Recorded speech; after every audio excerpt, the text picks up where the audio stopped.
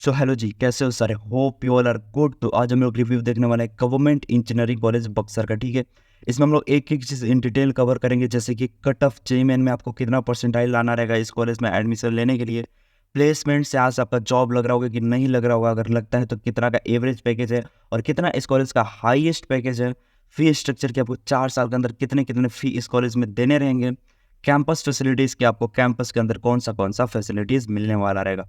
तो चलिए स्टार्ट करते हैं।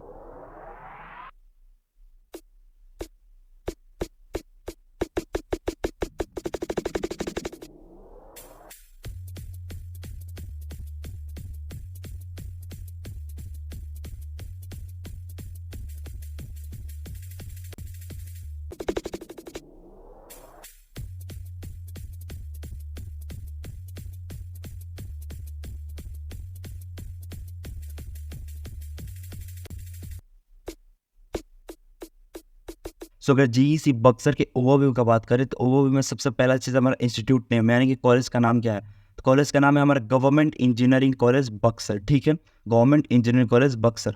अगर इंस्टीट्यूट टाइप का बात करें, ये कॉलेज कैसा है, प्राइवेट है फिर गवर्नमेंट है, तो ये कॉलेज फुल्ली गवर्नमेंट है। ये आपका स्टेट गवर्नमेंट के अंतर्गत आ रहा होता है, बिहार स्टेट गवर्नमेंट के अंतर्गत। ठीक है, अगर इस्टेब्लिश्ड का बात करें, इस कॉलेज का निर्माण कब हुआ था, तो इस कॉलेज का निर्माण 2019 में हो रखा है। इसका पहला बैच 1 साल पहले यानी कि 23 में पास आउट हो चुका है और इस पर दूसरा बैच पास आउट होने वाला है। ठीक है, सो अगर लोकेशन का बात करें, ये कॉलेज कहाँ प्रेजेंट है, तो लटराही रोड, श्वेत नगर, बक्सर, बिहार 802101। ठीक है, ये इस कॉलेज का प्रॉपर लोकेशन होगा। इस लोकेशन के थ्रू आप इस कॉलेज में विजिट भी कर सकते हैं। सो अगर मोड ऑफ एडमिशन का बात करें कि कैसे आप इस कॉलेज में एडमिशन ले सकते हैं, तो बेसिकली 2 एग्जाम्स के थ्रू आप इस कॉलेज में एडमिशन ले सकते हैं। ठीक है, पहला है आपका जेईई मेन, दूसरा है आपका बीसीईसी। देखिए, जो जेईई मेन एग्जाम है आपको 12th के बाद देना रहता है और आप 12th के 3 साल बाद तक दे सकते हैं। ठीक है, इसके लिए आपका पीसीएम होना चाहिए 12th का और तीनों सब्जेक्ट्स में आपको पास रहना होगा 12th में। ठीक है, दूसरा है हमारा बीसीसी। बीसीसी भी आप 12th के बाद ही दे रहे होते हैं, लेकिन बीसीसी का ये फायदा है कि इसके लिए कोई अटेम्प्ट लिमिट, कोई एज लिमिट नहीं है, आप कभी भी दे सकते हैं बीसीसी का एग्जाम। लेकिन यहाँ पर एक ध्यान रखने वाला बात यह है कि जो जेईई मेन होता है उसको फर्स्ट प्रेफरेंस दिया जाता है। पहले आपका जेईई मेन से एडमिशन हो रहा होता है और जब जेईई मेन से सीट कुछ बच जाता है तब बीसीसी को प्रेफरेंस मिल रहा होता है। यानी कि जो जेईई मेन का बच्चा है उसको पहले सीट मिलेगा, फिर उसके बाद बीसीसी को कंसीडर किया जाएगा। तो अगर आप इस कॉलेज में एडमिशन लेना चाहते हैं तो मेरा सजेशन रहेगा आप जेईई मेन एग्जाम के थ्रू आएँ, क्योंकि आपके पास बहुत सारा ब्रांच का ऑप्शन रहेगा पहले, तो आप मन पसंदीदा ब्रांच ले सकते हैं यहाँ से अपने परसेंटाइल के अकॉर्डिंग। सो कोर्सेज प्लस सीट मैट्रिक्स का बात करें कि इस कॉलेज के अंदर आपको कौन सा कोर्स कराया जाएगा और कौन से ब्रांच कराए जाएंगे और उनमें कितने कितने सीट्स है, तो मेनली यहाँ पर आपको बीटेक कोर्स ही कराया जाता है। ठीक है, बीटेक आपका ग्रेजुएशन लेवल का 4 साल का कोर्स हो रहा होता है और इसके बाद प्रॉपर आपका जॉब लग रहा होता है। ठीक है, अगर ब्रांचेस का बात करें तो यहाँ पर आपको सिविल इंजीनियरिंग मिल रहा होगा 60 सीट के साथ, मैकेनिकल इंजीनियरिंग मिल रहा होगा 60 सीट के साथ, इलेक्ट्रिकल इंजीनियरिंग मिल रहा होगा 60 सीट के साथ, कंप्यूटर साइंस एंड इंजीनियरिंग मिल रहा होगा 120 सीट के साथ। ठीक है, और इलेक्ट्रॉनिक्स एंड कम्युनिकेशन इंजीनियरिंग आपको मिल रहा होगा 60 सीट के साथ। यहाँ पर यानी कि आपको टोटल 360 सीट मिल रहे होंगे। सो यहाँ से आप देख सकते हैं कि इसमें से कौन सा ब्रांच आपका मन पसंदीदा ब्रांच है और अपने परसेंटाइल के अकॉर्डिंग आप इनमें एडमिशन भी ले सकते हैं। सो अगर कट ऑफ का बात करें कि अगर आप इस कॉलेज में एडमिशन लेना चाहते हैं तो आपको कितना परसेंटाइल स्कोर करना रहेगा, तो सबसे पहले हम लोग बात करने वाले हैं मैकेनिकल इंजीनियरिंग के लिए। सो अगर आप जनरल कैटेगरी से बिलोंग करते हैं तो आपको 25 परसेंटाइल से एबव लाना रहेगा। अगर आप ओबीसी कैटेगरी से बिलोंग करते हैं तो आपको 20 परसेंटाइल से एबव लाना रहेगा। अगर आप एससी कैटेगरी से बिलोंग करते हैं तो आपको 10 परसेंटाइल से एबव लाना रहेगा। और अगर आप एसटी कैटेगरी से बिलोंग करते हैं तो आपको 5 परसेंटाइल से एबव लाना रहेगा जीईसी बक्सर के अंदर मैकेनिकल इंजीनियरिंग में एडमिशन लेने के लिए। सो अगर कंप्यूटर साइंस एंड इंजीनियरिंग के कट ऑफ का बात करें तो अगर आप जनरल कैटेगरी से बिलोंग करते हैं तो आपको 14 परसेंटाइल से एबव लाना रहेगा। अगर आप ओबीसी कैटेगरी से बिलोंग करते हैं तो आपको 35 परसेंटाइल से एबव लाना रहेगा।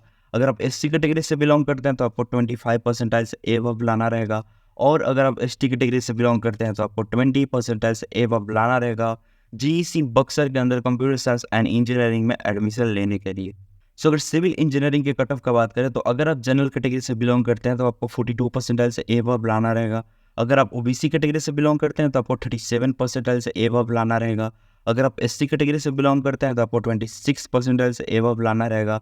और अगर आप एसटी कैटेगरी से बिलोंग करते हैं तो आपको 21 परसेंटाइल से एबव लाना रहेगा जीईसी बक्सर के अंदर सिविल इंजीनियरिंग में एडमिशन लेने के लिए। सो अगर इलेक्ट्रिकल इंजीनियरिंग के कट ऑफ का बात करें तो अगर आप जनरल कैटेगरी से बिलोंग करते हैं तो आपको 33 परसेंटाइल से एबव लाना रहेगा। अगर आप ओबीसी कैटेगरी से बिलोंग करते हैं तो आपको 28 परसेंटाइल से एबव लाना रहेगा। अगर आप एससी कैटेगरी से बिलोंग करते हैं तो आपको 20 परसेंटाइल से एबव लाना रहेगा, और अगर आप एसटी कैटेगरी से बिलोंग करते हैं तो आपको 21 परसेंटाइल से एबव लाना रहेगा जीईसी बक्सर के अंदर इलेक्ट्रिकल इंजीनियरिंग में एडमिशन लेने के लिए। सो अगर इलेक्ट्रॉनिक्स एंड कम्युनिकेशन इंजीनियरिंग के कट ऑफ का बात करें तो अगर आप जनरल कैटेगरी से बिलोंग करते हैं तो आपको 35 परसेंटाइल से एबव लाना रहेगा। अगर आप ओबीसी कैटेगरी से बिलोंग करते हैं तो आपको 32 परसेंटाइल से एबव लाना रहेगा। अगर आप एससी कैटेगरी से बिलोंग करते हैं तो आपको 24 परसेंटाइल से एबव लाना रहेगा, और अगर आप एसटी कैटेगरी से बिलोंग करते हैं तो आपको 20 परसेंटाइल से एबव लाना रहेगा जीईसी बक्सर के अंदर इलेक्ट्रॉनिक्स एंड कम्युनिकेशन इंजीनियरिंग में एडमिशन लेने के लिए। सो अगर कैंपस फैसिलिटीज़ का बात करें कि आपको इस कॉलेज के अंदर कौन से फैसिलिटीज़ मिल होंगे, तो सबसे पहला हमारा कंप्यूटर सेंटर। इंजीनियरिंग कॉलेज है तो कंप्यूटर सेंटर होगा ही, यानी कि कंप्यूटर लैब जहाँ पर आप जाकर के अपने सॉफ्टवेयर प्रैक्टिस कर रहे होंगे। दूसरा आपका सेंट्रल लाइब्रेरी, यहाँ पर आपको एक बहुत ही अच्छा सा लाइब्रेरी देखने के लिए मिल जाएगा जहाँ पर आप बुक्स वगैरह इशू करा सकते हैं, फिर जा कर के वहाँ पर पढ़ सकते हैं। ठीक है, लाइब्रेरी का ये फ़ायदा है कि इंजीनियरिंग में आपको कितना भी बुक्स का ज़रूरत पड़ जाए सारा आपका लाइब्रेरी में मिल रहा होता है, एक भी बुक परचेस करने का ज़रूरत नहीं पड़ता है। ठीक है, अगर बात करें ऑडिटोरियम का तो आपको यहाँ पर ऑडिटोरियम भी मिल रहा होगा जहाँ पर आप जा करके अपने पार्टीज़ वगैरह कर रहे होंगे, जैसे कि फ्रेशर पार्टी। अब जैसे ही कॉलेज में जाएंगे तो आपको पहले साल में ही फ्रेशर पार्टी मिल रहा होगा, fresher party, annual party, fest वगैरह सारा आपका ऑडिटोरियम में ही हो रहा होगा। ठीक है, नेक्स्ट है हमारा स्मार्ट क्लासेस। यहाँ पर स्मार्ट क्लासेस भी देखने के लिए मिल रहे होंगे जहाँ पर आपको सारा चीज़ स्मार्टली समझाया जाएगा, स्मार्ट बोर्ड के ऊपर विजुअलाइज करा करके। नेक्स्ट है हमारा क्लासरूम्स एंड लैब्स। जितने भी आपके ब्रांच है, सारे ब्रांच के सारे सब्जेक्ट्स के क्लासरूम्स और आपको लैब्स मिल रहे होंगे। ठीक है, सो अगर हॉस्टल की बात करें तो आपको यहाँ पर हॉस्टल्स भी मिल रहे होंगे, बॉयज़ हॉस्टल और गर्ल्स हॉस्टल दोनों मिल रहे होंगे। अगर हॉस्टल के अंदर फैसिलिटीज़ का बात करें तो आपको वाईफाई का फैसिलिटी मिल रहा होगा, वॉशिंग मशीन का फैसिलिटी मिल रहा होगा, वाटर कूलर का फैसिलिटी मिल रहा होगा, टीवी रूम का फैसिलिटी मिल रहा होगा, यानी कि आपको हॉस्टल के अंदर भी बहुत सारा फैसिलिटी मिल जाता है। ठीक है, और कैफेटेरिया की बात करें तो कैफेटेरिया आपको बहुत ही अच्छा मिल रहा होगा इस कॉलेज में, जहाँ पर आप जा करके दोस्तों के साथ पार्टी वगैरह कर सकते हैं, चिल कर सकते हैं। अगर कॉमन रूम का बात करें तो यहाँ पर आपको कॉमन रूम भी मिल रहा होगा, कॉमन रूम जहाँ पर आप जा करके डिस्कशन वगैरह कर सकते हैं। स्पोर्ट्स सेंटर, यहाँ पर आपको काफ़ी अच्छा स्पोर्ट्स देखने के लिए मिल जाएगा, स्पोर्ट्स सेंटर जहाँ पर आप जाकर के आउटडोर या फिर इंडोर कोई भी स्पोर्ट्स खेल सकते हैं। और स्पोर्ट्स का तो कल्चर ऐसा है कि इंट्रा कॉलेज से मैच स्टार्ट होता है और इंटर कॉलेज तक प्रॉपर स्टेट लेवल पर मैच हो रहा होता है। ठीक है, अगर नेक्स्ट बात करें तो आपको गार्डन भी यहाँ पर देखने के लिए मिल रहा होगा। ऑब्वियस सा बात है, कैंपस है तो गार्डन होगा ही होगा। तो अगर फी स्ट्रक्चर का बात करेंगे, अगर आप यहाँ से बीटेक डिग्री कंप्लीट करते हैं तो आपको कितना फी लगने वाला है, तो सबसे पहले हम लोग बात करेंगे जनरल और ओबीसी कैटेगरी के लिए। ठीक है, क्योंकि इन दो कैटेगरी के लिए सेम फी लग रहा होता है। तो अगर एडमिशन फ़ी का बात करें तो एडमिशन फ़ी आपका 10 रुपये लग रहा होता है इस कॉलेज में, क्योंकि सरकारी कॉलेज है तो फ़ी काफ़ी कम है। एडमिशन फ़ी सही में आपको 10 रुपये ही देना रहता है। डेवलपमेंट फ़ी आपको 2500 रुपये देना रहता है पर ईयर। ठीक है, डेवलपमेंट फ़ी आपको 2500 देना रहता है पर ईयर। ट्यूशन फ़ी आपको देना रहता है 120 रुपया पर ईयर। आप सोच सकते हैं इस कॉलेज का फ़ी कितना कम है, ट्यूशन फ़ी 120 रुपया पर ईयर, यानी कि 10 रुपया पर मंथ। आप समझ सकते हैं। देखिए, जो एडमिशन फ़ी है, डेवलपमेंट फ़ी और ट्यूशन फ़ी है, वो एडमिशन कराते से ही ले लिया जाता है पहले साल के अंदर। ठीक है, जिसमें आपका डेवलपमेंट फ़ी भी आ जाता है, ट्यूशन फ़ी भी आ जाता है और एडमिशन फ़ी भी आ जाता है।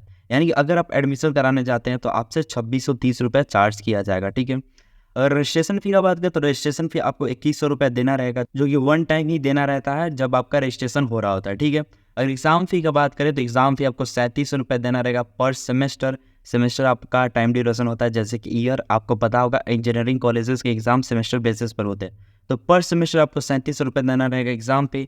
अगर हॉस्टल फ़ी का बात करें तो हॉस्टल फ़ी आपका लग रहा होगा 1000 रुपया पर मंथ। ठीक है, अगर आप यहाँ हॉस्टल लेते हैं रहने के लिए इस कॉलेज में तो हॉस्टल फ़ी आपका लगेगा 1000 रुपये पर मंथ। अगर मेस फ़ी का बात करें तो मेस फ़ी आपका लग रहा होता है 3000 रुपया पर मंथ। ठीक है, देखिए जो मेस फ़ी है थोड़ा फ्लैक्चुएट भी हो रहा होता है, क्योंकि डिपेंड करता है मेन्यू के ऊपर, आप कैसा खाना चाहते हैं मेस से, और ये चेंज भी होते रहता है। बहुत बार ऐसा होता है कि स्टूडेंट्स को खाना पसंद नहीं आता है तो वो लोग ऐसे मेन्यू डिज़ाइन करके दे रहे होते हैं, तो उसके ऊपर आपका मेस फ़ी वेरी हो रहा होता है। बट इतना है कि 3000 के आसपास ही रहता है, कभी 3300 तो कभी 3500, बट 3500 से ज़्यादा नहीं जाता है आपका मेस फ़ी। सो अगर बात करें टोटल खर्च का कि अगर आप यहाँ से बीटेक डिग्री कंप्लीट करते हैं तो 4 साल में कितना खर्च होने वाला रहता है, तो टोटल खर्च आपका होता है 42,190 रुपया। आप सोच सकते हैं कि 4 साल में इंजीनियरिंग करने का टोटल खर्च है 42,190 रुपये, जो कि 1000 रुपये पर मंथ से भी कम है। ठीक है, एक बात आपको ध्यान में रखना है कि मेस फी और हॉस्टल फी यहाँ पर एक्सक्लूडेड है, इंक्लूडेड नहीं है, क्योंकि मेस फी और हॉस्टल फी को कॉलेज फी में इंक्लूड नहीं किया जाता है। ये आपका रहने का और खाने का खर्चा है, आपका लग ही रहा होगा कहीं भी आप रह रहे होंगे। ठीक है, सो अगर इसको हटा करके बात करें तो काफ़ी सस्ता पड़ जाता है ये आपका कॉलेज, मात्र 42,190 रुपये में यहाँ से आपका पूरा बीटेक कंप्लीट हो रहा होगा। सो अगर SC ST के फ़ी स्ट्रक्चर का बात करें तो यहाँ पर आपको एडमिशन फ़ी देना रहेगा 10 रुपया। आपको डेवलपमेंट फी देना रहेगा 25 रुपया पर ईयर। आपको ट्यूशन फी देना रहेगा 0 रुपया पर ईयर, यानी कि SC ST के लिए कोई ट्यूशन फी नहीं लग रहा होता, आप फ्री में यहाँ पर पढ़ सकते हैं, ठीक है। रजिस्ट्रेशन फी की बात करें तो रजिस्ट्रेशन फी आपको सेम ही देना रहेगा 2100 रुपये, जितना OBC जनरल को देना रहता है। अगर एग्ज़ाम फ़ी की बात करें तो एग्ज़ाम फ़ी में आप लोगों को काफ़ी ज़्यादा रिलीफ मिल रहा होता है, 700 रुपये देना रहता है पर सेमेस्टर। आप समझ सकते हैं जनरल OBC 3700 रुपये देते हैं और यहाँ पर 700 रुपये देना है, काफ़ी बहुत बड़ा रिलीफ मिलता है। अगर हॉस्टल फ़ी का बात करें तो हॉस्टल फ़ी आपको सेम ही देना रहता है 1000 पर मंथ, और मेस फ़ी का बात करें तो मेस फ़ी भी आपको सेम ही देना रहता है 3000 पर मंथ, ठीक है।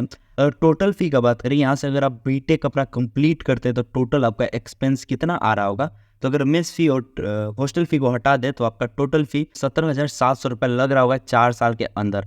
आप समझ सकते हैं कि 17,700 रुपये मात्र आपका लगता है यहाँ से बीटेक कंप्लीट करने में, यानी कि 400 के आसपास मंथली आपका लग रहा है, कि काफ़ी अफोर्डेबल है।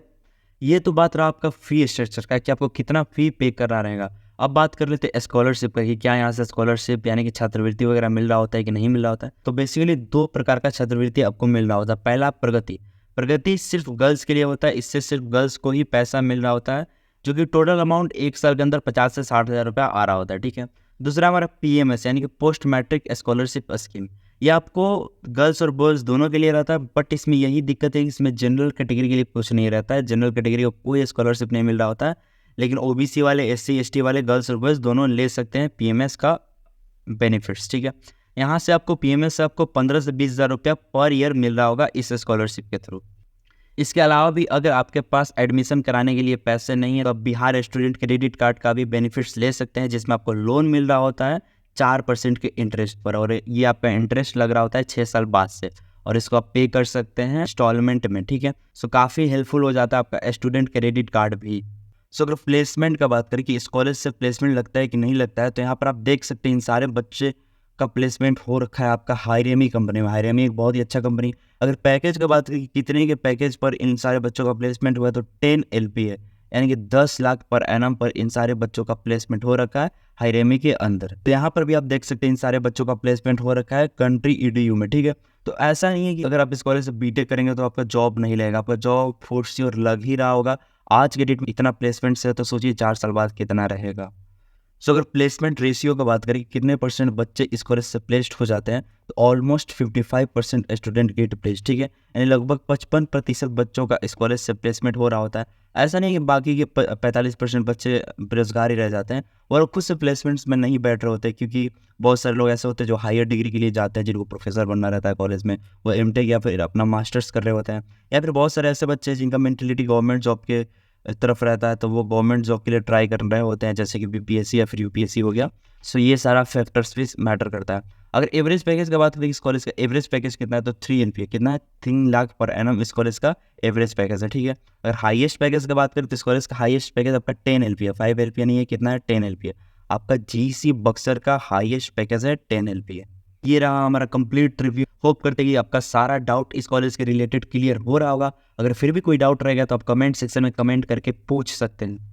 अगर आपको ये वीडियो थोड़ा सा भी बेनिफिशियल लग रहा होगा तो आप इस वीडियो को लाइक और इस चैनल को सब्सक्राइब करना, ठीक है, और अपने दोस्तों के साथ शेयर करना। तो आज के लिए इतना ही रहने देते हैं और मिलते हैं नेक्स्ट वीडियो में। तब तक के लिए okay bye, thank you, thanks for watching.